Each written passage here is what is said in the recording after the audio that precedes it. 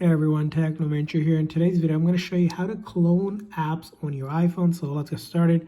So when it comes to cloning app, first thing is you need to go all the way to the very last page under app library. And then after that, you're going to find the app that you want to clone. In my case, I want to clone Instagram. So all you do here is you're going to press and hold and then drag it over to your screen, home screen. So I dragged it here and tap on it. And now as you can see, you have two different clone of Instagram, and then I can go ahead and move this over to anywhere I like. So I'll put it next to the other app. So as you can see here, now I have two different clone of Instagram, and I can do that again to create a third clone and so forth. And you can do it for any apps as well. So just how you do it. The key here is just dragging it over from the app library.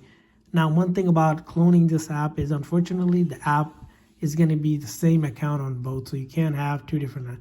It just happens to open to the same app, basically creating a clone version of that app. So you can have it on different home screens. So you may want to, maybe you want to keep one here and then one maybe down to another page. So it just gives you a quicker and easier way to access it. So that's how you do it.